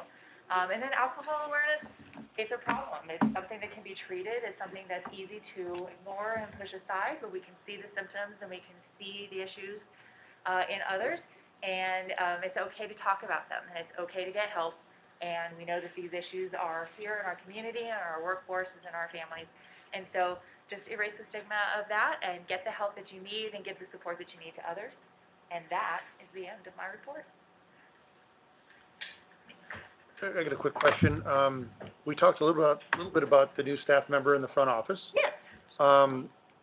Where are we with the medical billing company and the move with the medical billing personnel? Are we started shifting things around yet, or? We have started shifting that, and because the shift in reporting has already taken place, that falls under Chief Missoula now, and he will be updating in his Oh, report. okay, gotcha. Okay? Okay. Excellent. Wasn't sure if it was an admin or not. Yes, Chief Missoula, he has that on the docket. Okay, thank you. Yep. And we expect questions for him too. Thank you, Heidi. Can I just make a quick comment? When I walked in, I was, actually thought you were talking about our 5K. That's why I said into the evening. I didn't realize we were talking about this event, because I just remember, when we do our marathon, Oh, it's into the evening. I And I apologize for that if there was any, miscommunication on what I was saying. that's all right. It's a torch run, and they're gonna be out there supporting them until they are done, no matter how long it takes. Thank you for saying that. Okay, Chief. Great, thank you, Heidi. We'll go to operations, Assistant Chief Coyle. Good evening. Thank you, Chief. I'm gonna breeze through this stuff rather quickly, and I'd be happy to entertain any questions though. So regarding COVID, right now, the infection rate across Arizona is pretty consistent with our counties, hovering right around 1 to 1. Still haven't broken over that kind of, that curve that we want to see, where that infection rate, instead of one person infecting one or greater people, that it goes down. We actually were better last month. The vaccination rate continues to climb. Coconino County's 45.3% of the population has one dose. Yavapai County's 36.3. The state's 37. So good job to Coconino County for leading the charge.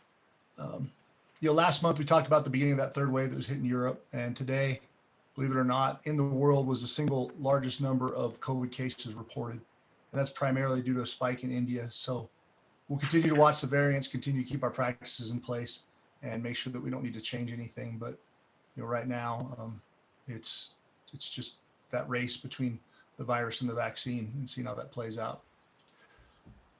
For significant events, it's as the number of visitors and the number of people that recreate in the woods increases, we've certainly increased the number of motor vehicle accidents, hikeouts. Matter of fact, I've been on, I think, 3 different calls since the last board meeting, dealing with our cooperators, with our partners, with the Forest Service and the county law enforcement, talking about the best ways that we can manage this increase in call volume and the increase in numbers. And I got to say that I'm excited about the chief's proposal about the position, and I'd appreciate if the board would at least give it healthy consideration, because it's getting harder and harder for us to manage these calls. And one of the things that I think stick out to me is that difference between 2 and 3 people on an engine.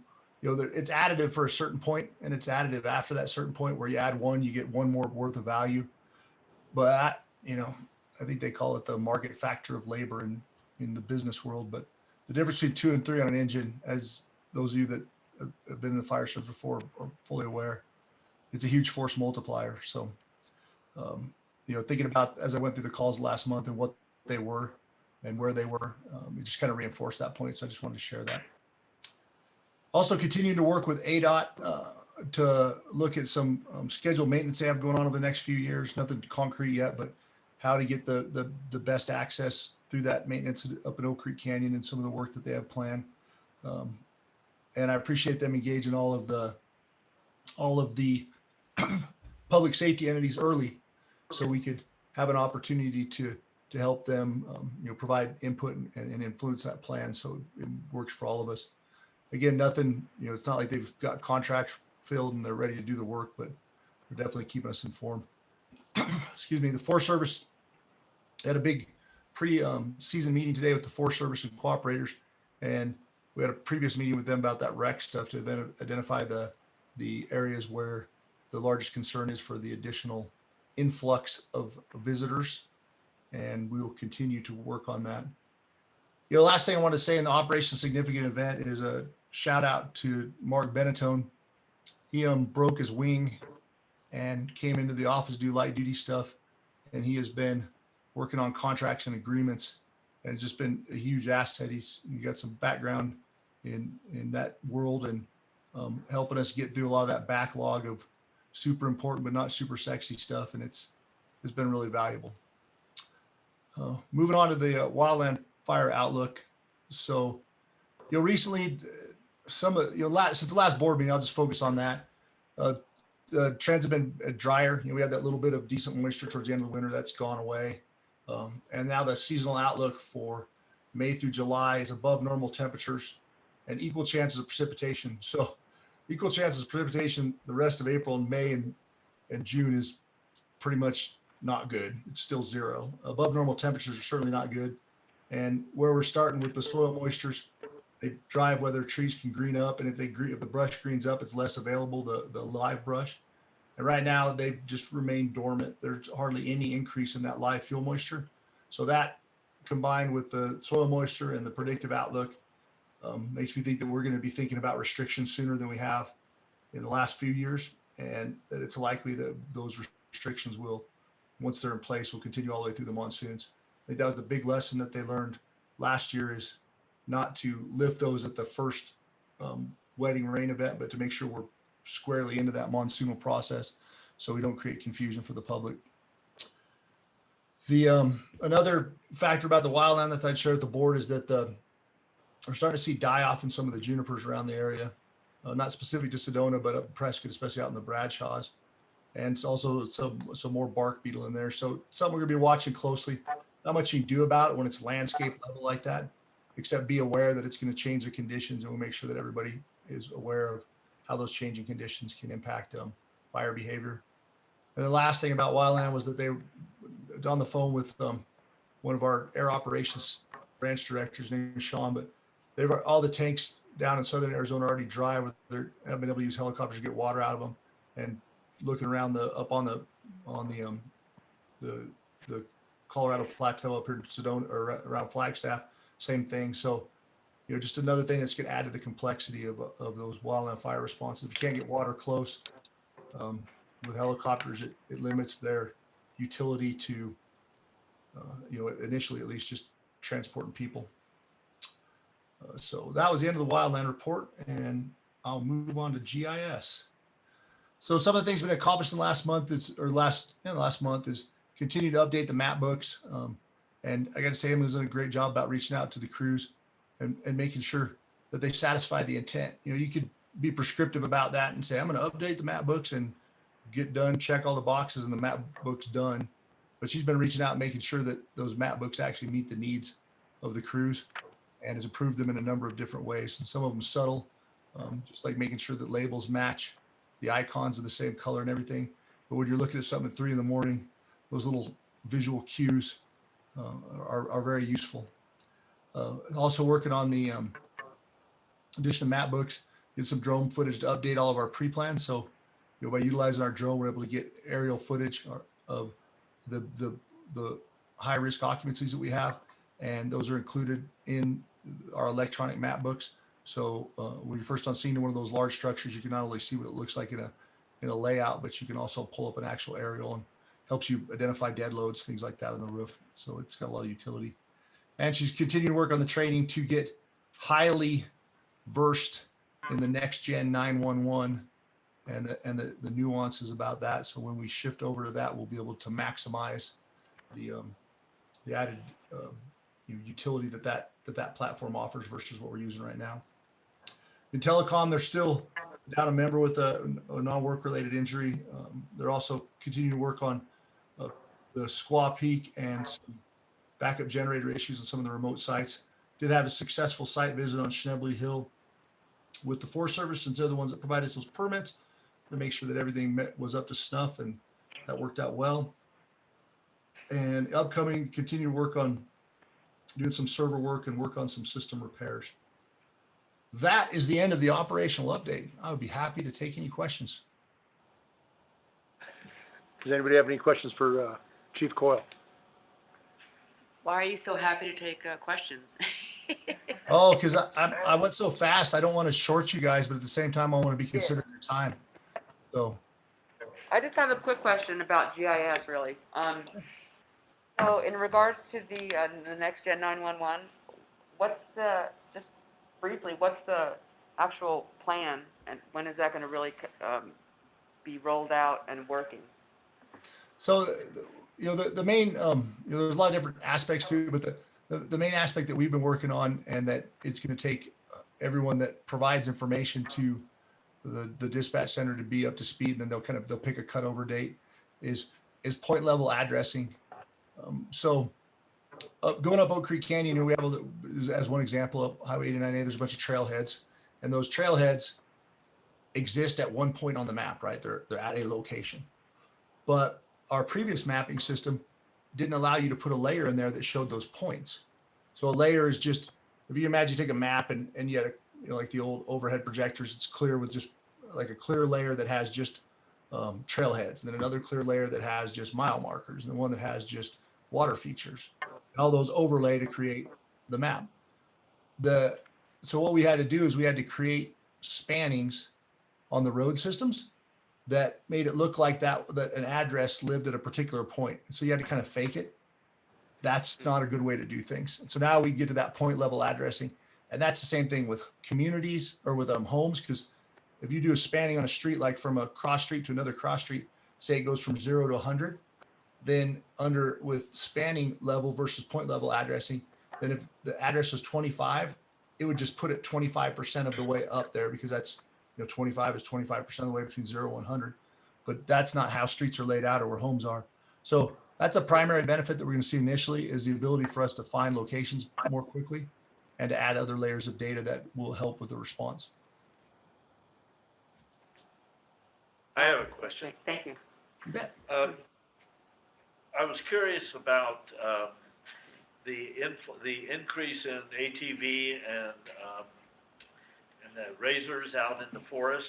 How much of a complication has that created for the fire district, because they're using the trails like racetracks? Just wondering. Well, fortunately, with the board's approval, the chief put some of that money that are, the COVID surplus, when we weren't able to get certain things done this last year, put that towards a couple new Can-Ams, and we'll be really excited when they get here, because it has made a big difference, not only in the number of calls, but the difficulty to access those people on those calls and the duration of those calls. So, the further they get off the road, it just also takes those units out of service more quickly. So it certainly had an impact. It was the main topic in 2 of those conversations I had with the Forest Service over the last month, and it will continue to be. Everyone's aware of it, and nobody has a solution that I'm aware of for it yet, but it has certainly created an impact. I know that wasn't a very good answer, because it's kind of a difficult thing to quantify, but I can say that it's how we respond to those most effectively without impacting service elsewhere has been a topic of conversation among the BCs and with the chief, and we're dealing with the people that have jurisdiction over that ground. And we're also looking to make sure that we can augment our capabilities so that we can be more effective in reaching those, so that, number one, to provide better patient care, and then number two, to make sure it reduces the amount of time that we're committed to those, so we're available for other incidents. Thank you. You bet. Thank you, Chief Coyle. You're welcome. Let's go to, community risk reduction with Division Chief John Davis. John, you there?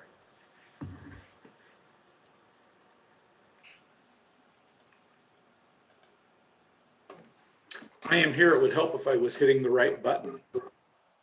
Good evening, board members, board chair. Last month in community risk reduction was a fairly challenging month. We had nearly 60 plans reviews last month, and we were faced with an unexpected retirement of Fire Inspector Rick Evans. So that has presented some challenges for us, but so far we are coping. Luckily, much like the help that they've had in ironing out some of those contracts, we have another individual who's on light duty, and that's Kirk Rydell. He's moved into the office, and he's learning quickly, and he's able to help us out to a certain extent, so that help is much appreciated. We did have a fire on Moons View Drive. We were able to track that down to one of two causes, either a malfunctioning electric hot water heater, or there was also a fan, a ventilation fan, immediately adjacent to the hot water heater. We could not determine which of those two items that it was, but we're fairly certain that one of those two items is the cause of that fire. As a note, the house was not occupied. It was under renovations at the time of the fire. Last quarter, the engine companies were able to complete 144 engine company inspections. So that's up significantly from the previous quarter. And I think a lot of that is just due to the fact that they're getting out more and being able to deal more with the COVID issues, and also that they're not going into the businesses. They're just essentially doing inspections and pre-plan reviews from the outside. My safety message this month is on the importance of hydration. Drinking enough water each day is crucial to regulating our body temperatures, keeping our joints lubricated, preventing infections, delivering nutrients to cells, and keeping your organs functioning properly. When we are not well hydrated, our sleep quality declines, and cognition also declines. They say that the average person should drink half of their body weight in ounces of water per day. So if you're a 120-pound person, you should be drinking at least 60 ounces of water a day. This is going to be extremely important. I think today we were hovering around 8% humidity. Here in the near future, the temperatures are going up, and that humidity is going to continue to fall. So make sure that you stay hydrated, keep your cognition firing on all cylinders, because when we get into lapse of judgment, we make decisions that may not be best for our health, and we tend to get injured more often. So drink plenty of water. That's the end of my report, and I'm happy to answer any questions. Do we have any questions for John? Thank you, John, for your report. Very informative. Thank you. Chief? So, last but not least, we have EMS Training and Fleet Division Chief Edmund Ziblis. Good evening, Chair, members of the board. How can you hear me? Very good, thank you. Okay, I'm gonna start at the bottom and work up, because I think the most questions will be from EMS activities and updates. That's okay. Okay. Busy training month, past couple months, and then the next couple months will be busy too. As you can see, a lot of training hours. We completed our off-highway vehicle recertification that's required for the Forest Service. With that, we completed our wildland refresher, and everyone's pack tested, so we're ready to go for fire season. with some of the surplus purchasing, we got some new Stokes big wheels, and the Stokes is that basket we carry people out on.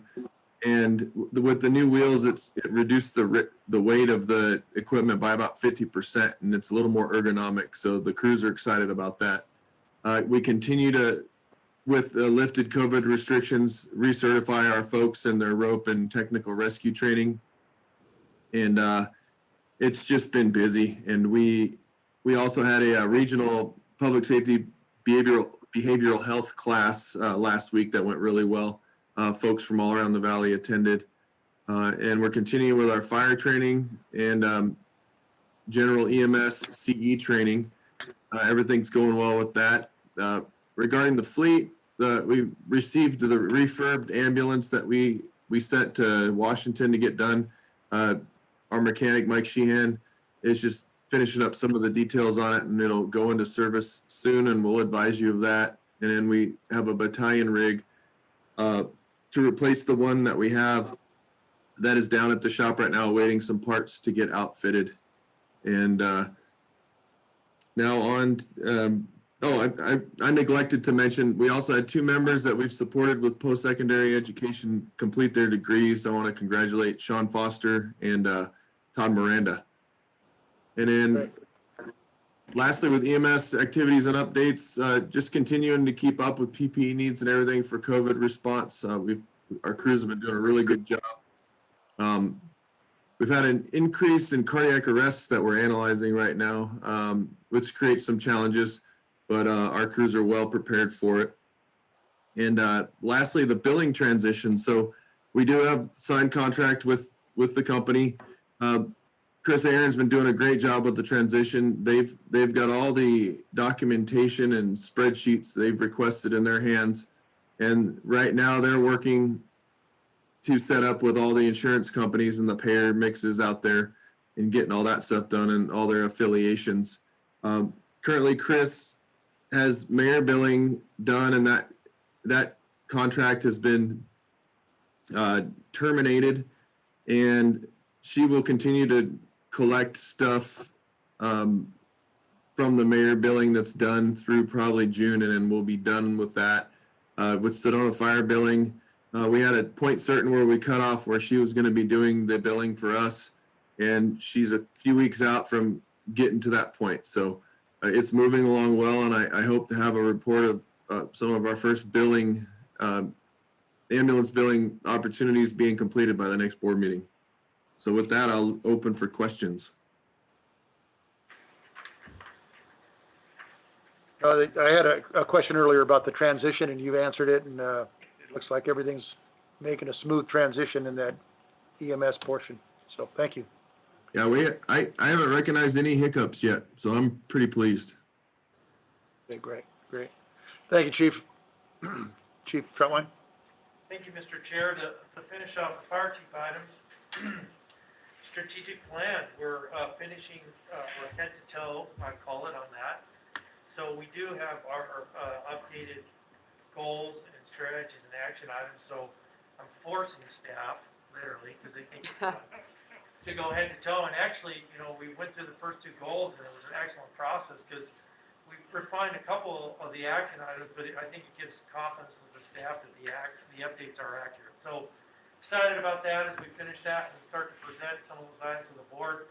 We mentioned station 4 construction early, kind of on a slow roll, but going into the fiscal year, we'll start working on the phase 1 and phase 2 feasibility study on that location. No update on grants. You can see purchase orders. We had some replacement gear, our classification study and server AC units, and a heavy duty antenna. So a plethora of purchase orders as we move forward. We get the district business done. We had quite an increase in our public outreach and communications, you can see. Of course, I think with spring break and with the influx of people in town, that's always an exciting time for our social media site to put out great information. In fact, often I'll average about a complaint a week from residents about various things, traffic, brush clearance, whatever it is. And it's very rare for them not to say, hey, by the way, I really appreciate your social media site. Boy, it sure gives great information. So, hey, my hat's off to our battalion chiefs that manage that and post, some great information. So, you can see, we do get quite a bit of hits, especially when people are in town. And then, a couple of donations there, and we do have a thank you letter supporting one of those. So, we do appreciate those donations, and we collect those. And we've done some really great things to support the mission and the district in the past. And we like to highlight those, and we send thank you letters, and then, we let them know where those dollars are going to. So, just, I suppose, don't forget, read the thank yous. They're really nice and validating our service. And are there any questions finishing the chief items, the chief report? Any questions for the chief? Not so much a question as just thank you for all of your hard work, always. You're super diligent, and you really go above and beyond in getting this information. Some people may think it's a little long-winded, but I like it. So thank you. Thank you for that, that's appreciated. The staff does a fantastic job. Yes, absolutely, 100%. Thank you, chief. Okay. Last item on the agenda is, board member items. Discussion, board members' fire district-related activities since the last board meeting. And this week, or this month, we'll start with Al. I had a really nice conversation with the chief here a week ago, and, thought that it was very, beneficial to me to get the backstory on some things that I've picked up, going on here in the community. And, I did attend the airport board meeting to try to get a personal one-on-one feeling for what, was going on up there with the lease of the towers. And something that is not a direct connection to the fire district, except that it's a neighbor. The, on Upper Loop is the one station, what number is that? Station 2, two? okay. A couple doors away is the cemetery. And, this coming Friday and Saturday, there's going to be a cemetery, it's called Voices from the Grave, Spirits Rising, a cemetery walk. And they're actually doing a thing for, 4 different, I think, 3 o'clock and 5 o'clock in the evening. But actually, people representing people who are buried there that are early pioneers. And, you know, it's gonna be interesting. There's gonna be about 100 people that will participate in this. And, it's really quite an endeavor to get people to realize that where the Station 2 is really, other than, Indian Gardens, that's where Sedona started. That is Red Rock, Arizona, and that's where the original pioneers settled along the river, back in the, turn of the century. First homesteads, and that's where the Thompsons are buried, and the Elmers are buried, and, there's a lot more. So what's interesting is they had to do a lot of research into these people's lives, and, I'm sure some of them were early volunteer fire. Probably. Thank you, Al. Gene? Yes, I too, enjoyed a very informative and valuable meeting with Chief Troutwine. I mean, thank you for that. It's good to be brought up to speed, and we had a good conversation, otherwise my top fire. And in addition, last month, what have you, one of our own here, Chief, I just promoted him, Captain Casey Carr, was applauded and recognized for his efforts and rescue that he participated in by himself off duty. Along those lines, an organization that I am involved with called the Sons of the American Revolution also recognized Captain Casey Carr. And I applaud the chief and his wife, Barbara, and our chairman, Dave Soto, and his wife, Virginia, for attending that event in Prescott, Arizona, where Casey Carr and his wife and family, what have you, were recognized with a national award. This is not an award that is given out willy-nilly. So, with that, what have you, hand salute to Captain Carr. Great, thank you, thank you. Janet? I have nothing to say. It's been a slow month for me. All right, good for you. Did you have any meetings with the chief at all? Not this month, no. Not this month, okay, great. All right, Joy?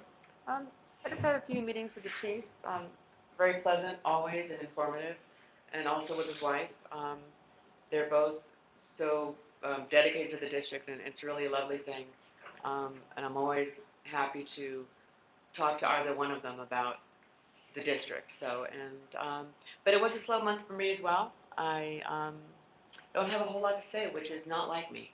So I just wanted to say that, I have citizens coming up to me and asking me questions and so forth, and I always answer them to the best of my ability, and I enjoy it. I really enjoy it. I enjoy being a board member, and that's all I have to say right now. Thank you. Okay. And last but not least, I too attended, as Jean mentioned, Captain Casey Carr's award, and it was That was for the, like a heroes award type of thing. Sons of the American Revolution, it is a heroism award. yeah, Very, very few are given out. I read that article, yeah. Yeah, I was gonna say, Chief, you put out the, It was a good Yeah, article. it was the incident on the 179 while he was traveling home after work, and we issued him a citation of valor from SFD, and then the Sons of American Revolution did this heroism award. But yeah, we did, the newspaper interviewed him, we got a lot of good information out, so it was really. And the article in the newspaper went into great detail about how challenging that would have been to deal with those children, and yes. Yeah. Well, just a additional comment, and I know that Chairman Soto understands. When you're faced with something like that, when you're out on an engine company, you've got a whole crew with you, what have you, and you've got communication, and that's your job. And you're trained and you do it well. But when you're faced with that kind of a situation, especially with pediatrics, your emotional cup gets filled quickly. And again, he did a great job. I'm not sure I could have done it. That's a road that needs to be divided. Yeah. So it was a well-deserved award and a very nice presentation and lunch by the organization. So that, in addition to several conversations with legal, several conversations with the chief over the past month, kept me busy, but nonetheless makes time go by pretty fast. So with that said, unless there's any other comment by anyone, this meeting is adjourned. Thank you all. Thank you. Okay, mic's off. Power off.